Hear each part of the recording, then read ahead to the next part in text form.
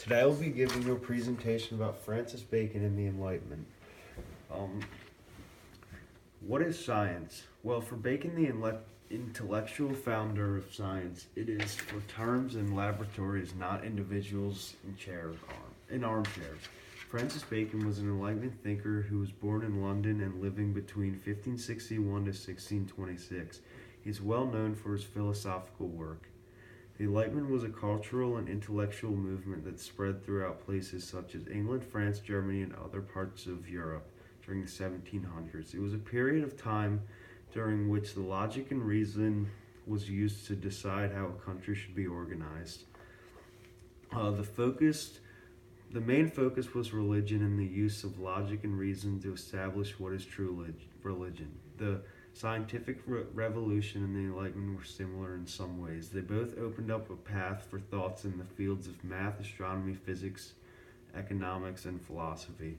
The Enlightenment offered the opportunity for many people to become educated, which was very critical.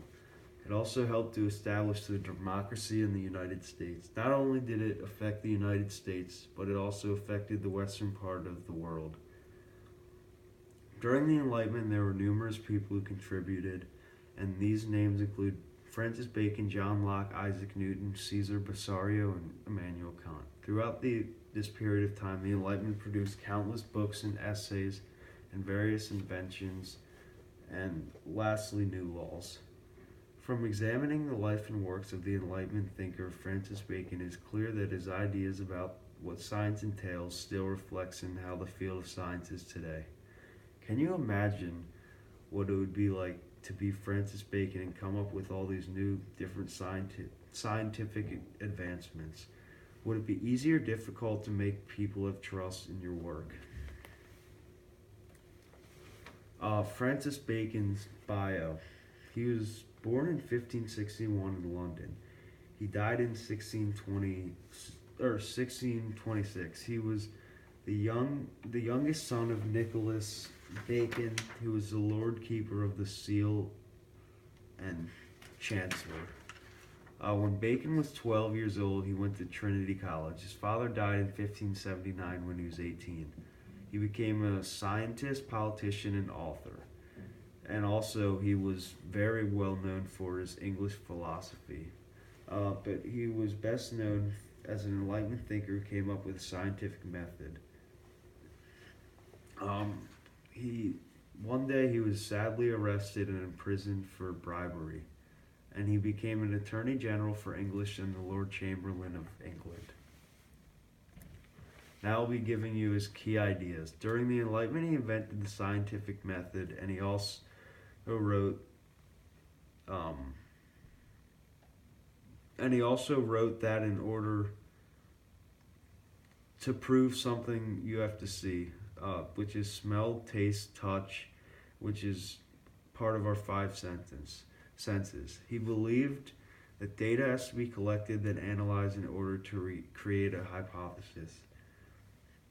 Once one has a hypothesis, experiments should be done to test that hypothesis in order for knowledge to be gained.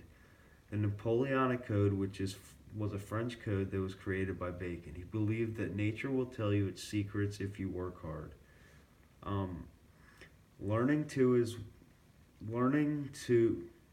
way of thinking should not stop.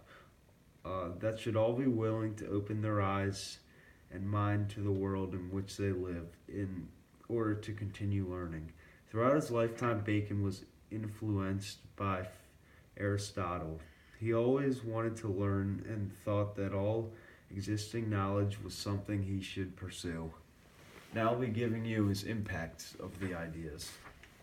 The French Code helped build the basis of different laws. It kept expanding over time and from place to place. Our laws are based off the laws that Bacon created. We just modified them. His philosophy impacted people because he pointed out that humans at times made errors when interpreting what their senses reveal. By doubting everything, people would be forced to do experiments, which should be done over and over again to be considered correct. Today, in order to prove if something is true, we still use Bacon's method of doubting and experimenting. Now I'll be giving you a passage from his work. In the same decades of the early 17th century, which Galileo in Italy was forging the new scientific practice, Francis Bacon in England proclaimed the birth of a new era in which natural science would bring a man a material redemption to accompany his spiritual progress toward the Christian millennium. Now to the primary source. This type of source is primary source. It was written by Bacon. This source was created in 1620. Bacon is an intellect who was writing during a time of a lot of change in the world, and changes include scientific, political, intellectual, and philosophical. This is Francis Bacon's plan of a great instauration. He had 6 different parts where he broke down his plan about how humans can accomplish intelligence. It also shows how he is very interested in religion and explains that the Father is responsible for creating us. The Creator was addressing humans based on his understanding of the Bible. He thought a man had to have more knowledge, and that is how you reach paradise. Through love, you will get some of the knowledge. There are 6 stages that you need to go through in order to reach paradise. Yes, this source is very the source is very reliable since it came from Bacon.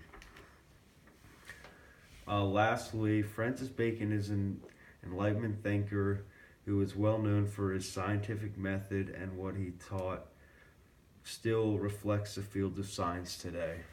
Thank you for your time and attention, and these are my sources.